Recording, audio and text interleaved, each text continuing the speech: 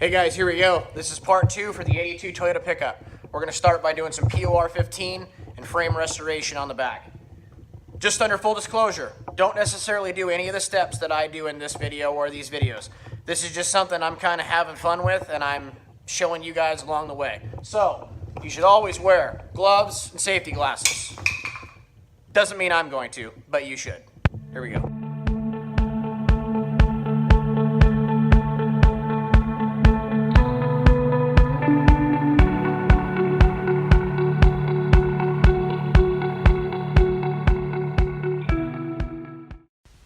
So from the moment I lay the first brush stroke down, I can already see what I'm doing wrong here. I forgot to put down a drop cloth, and my puppy kept walking into the shop, and I kept worrying about her stepping in it or licking it up. So I was always concerned about that. Secondly, I didn't open my shop door, and I didn't turn on the fan that you can see to the right that I was previously using to dry the alcohol after prepping the frame. That being said, the POR 15 laid down beautifully. This is the first time I'd ever used it. Now granted, I had been using spray paints and all kinds of brush stuff my entire life on numerous vehicles, but this is the first time using POR 15, and I'm pretty impressed with the way it turned out. So this is my first straw at it. And more to come. That got cut off on the time lapse. I didn't quite edit it right. But now, as you can see, I did a couple of different things. I took the tires off, I got it mounted on some jack stands, and I got pretty much the whole back end of the frame done, and I wasn't even planning on doing that. I was just planning on doing this last end section right here, but I got kind of carried away. Let's check it out. So here's the back end of the frame, and this POR 15, guys, it looks excellent. Granted, to you guys, it might just look like gloss black paint, but it turned out excellent. Did pretty much the entire back half of the frame. The only thing I haven't done yet is the bottom of the box end frame. I've done the top and both the sides, but not the bottom. I'll get to that next time. I got the center pipe done for the shock hoops. Turned out really, really well. This kind of stuff right here, the stuff I can't get to with a brush, I'm just going to shoot with some Rust-Oleum. Same thing for the inside of the frame and stuff like that. I'm thinking about the bump stops, just poofing them as well. Or I might run a brush on it, I don't know. Turned out really well. Next step is going to be pull the gas tank and do the inside of the frame right there. Did inside the frame right back here where the brake splitter mounts. Gas tank will come out, and then this part I either didn't wire wheel or I spaced it or something, but I stopped right here. This part looks terrible and it's still flaking off. So I'm going to take a wire brush, get that done really well, pull the tank out, and then I'm going to do the rest of the frame here, the back cross member that goes underneath the cab, hack off the exhaust right there because this exhaust sounds terrible, do the rest of the exhaust hanger right there, do the whole bottom of that pipe, and we're going to be moving right along here. So it's not just videos of me talking. We actually do stuff to these trucks, or so. There we go. Little progress made on the 82 pick-em-up truck. More to come, guys. Have a good one. Take care. Little bit of progress today on the pickup. Got the both the doors off of it. Got the dash all tarped off. Kind of looks ghetto, but got the dash tarped off. I've been taking a wire brush and kind of going around at the windshield frame here and hitting various spots on the floor with the drill and the wire brush cup there. And I just pulled the tank skid plate off, and I'm just about ready to, I think, drop the tank. I spilled a little gas out on the ground here, and I got the fan going right now. And I started laying underneath this thing, and I had my impact gun in my hand, and I looked inside my impact gun. I could see sparks, and I'm just probably being a little too cautious, but with gas fumes and fresh gas in the ground, I'm just going to wait and let it air out a little bit before I start hitting that tank with the impact gun. A couple years ago I probably wouldn't have cared, but I care now and have a family, so more to come, and stay tuned.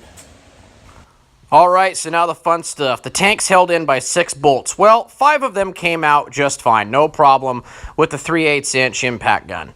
So lo and behold, the 1 bolt wouldn't do it. So after running back and forth to the tool bench 1.5 million times, I finally landed on my 1/2 inch impact, which is a Harbor Freight Bauer impact. Worked great, got the bolt out, but lost my grip at the last second, and I dropped the impact on the ground. Now the impact does not work. Right at the end of that time lapse there, you saw the tank kind of go cockeyed. Well, that was the tank that broke free from its last bolt, and the last bolt actually broke, snapped off, because my big impact here, my 20-volt impact, sucked it right off. I had problems with it. But check this out. So as that bolt came off, I lost my grip on my impact and fell to the ground. Impact doesn't work anymore.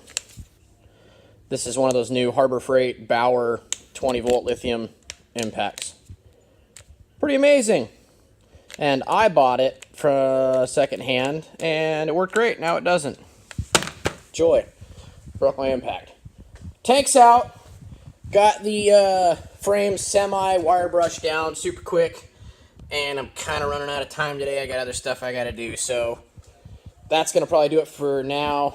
I'll clean up the cross member, and then we'll POR 15 the rest of this stuff, and we will almost call the back half of this part of the frame good. I'll bolt the brake splitter back on here, and I'm probably going to replace these gas lines because they look terrible.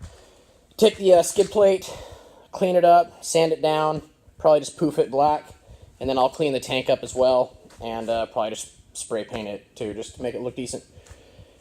Alright, that'll do it.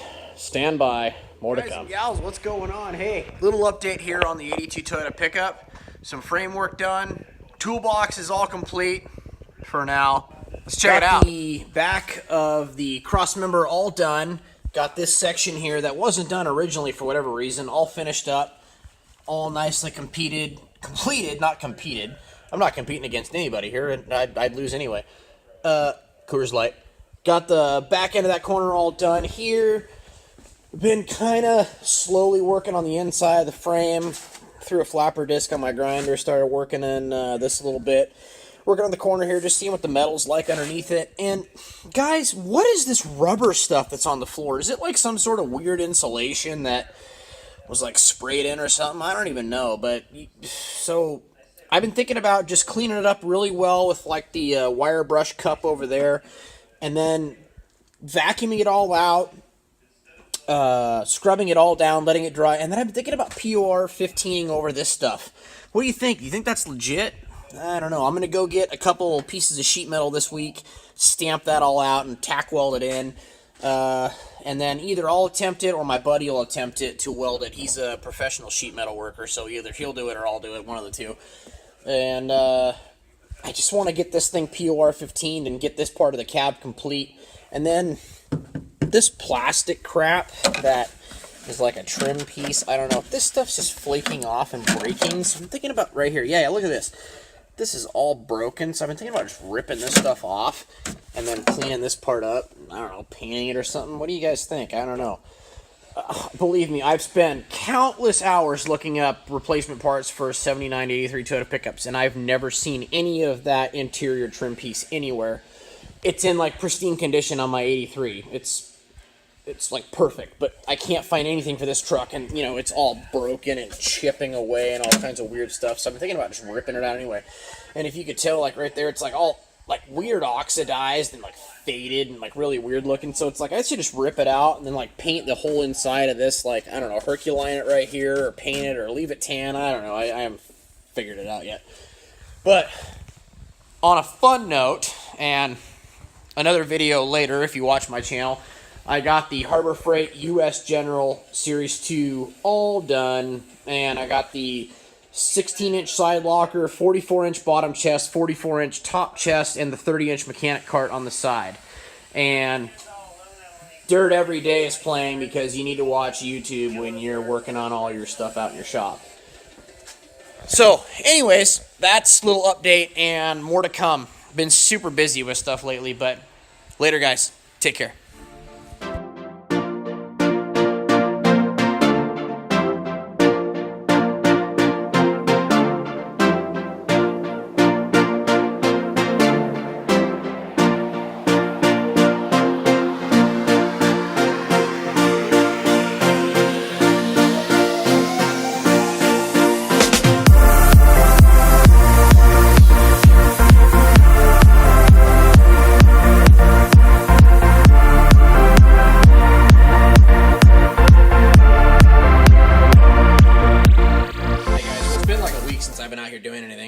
crazy busy with stuff with work and stuff lately, but I got some stuff that I've been pulling off the truck. Spare tire mount here, part of the gas tank mount, part of the battery mount, and I could sit here and I could hit it with a wire brush all I want, but I'm going to toss it in the sandblaster. This is just one of the 30-pound tabletop cabinets from Harbor Freight. I have a 21-gallon central pneumatic air compressor. It's not really the required or recommended air compressor for this, but you can do some light sanding work with a light-duty compressor. It just takes longer because you have to wait for the air build up, but you don't need a super doobie, you know, like 240-volt, 60-gallon compressor to do this. You can do it with a smaller compressor. So I already have some stuff in here. Like I have some mud flap mounts that I've been working on. They're kind of in the bed back or in the tray back here. And I'm going to go ahead, toss some stuff in here. We're full of media. I'm using 80 grit, I think it's aluminum oxide, blast media, and let's get to it. So I don't have my vacuum hooked up for dust catching, but as you can see, the sandblaster does do a pretty good job. With the compressor, you just got to take your time on it and, you know, go over it a couple times, but you do end up getting a very good finished product. So, there we go. Hey, I didn't want to bore you guys with too much time lapse. I also don't have a vacuum set up on it currently, so it gets dusty in there and you can't really see, but this was just a couple minutes of sandblasting, and it's not done, obviously, as you can tell, but that's basically the before and after look here. So it gets it down to bare metal pretty much. I mean, it's old metal, so it's kind of pitted and crap, but I got a little bit to work on here, you know, on the insides and stuff, and then I still got to do the complete other side. But I just wanted to show you, sandblasting it, man, it's the way to go if you have the equipment to do it, and I think I'm just going to POR 15 this. I do have a powder coating kit, but I don't have an oven currently in my shop, so that's not going to work. So I'm thinking about just POR 15 in these. Well, guys, I think we'll go ahead and call that a part 2. It'll be around 12, 13, 14 minutes long by the time this video is uploaded. I still have the entire underneath of the chassis to do with the POR 15. Again, like I mentioned earlier, I'm almost ready to call this entire portion done. I have some sandblasting to do for some various parts that are going to go on back here. I need to go to the hardware store and I need to get some more. I want to try to replace some of the hardware for a lot of the bolts. And I got the bed back here. I'm kind of thinking about tilting this bed upright, cleaning the bed real good, poofing it with some Rust-Oleum on the bottom, and then just putting it back on with the way it is, and then painting the whole thing at once. I had some weird vision in the beginning of just doing the bed first and then putting the bed on the truck. And I don't know why, because it'll make more sense if it's all painted at once. So I don't know exactly what I'm doing with that yet.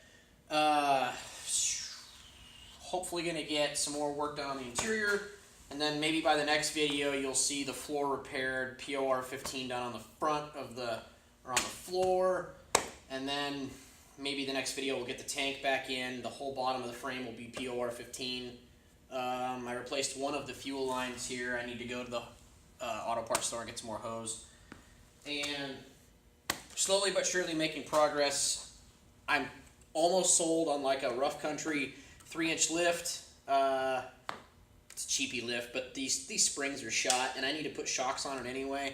And shocks are going to cost me $100, and you know I might as well just buy a lift kit. But then again, I only have 31-inch tires, so I'm kind of hemming and hawing about that. I'll probably just buy some shocks for it for now, and then just run it as a stock and maybe just daily it for a while when it's done. Yeah, so I'm going to call that part 2. Hope you're still sticking with me. Hope you're enjoying it. I know it's a lot of me talking, but I like trying to explain stuff as we go, and I think some of you guys might like that anyway. So yeah, part 2. Stick with me. More to come. Take care, guys.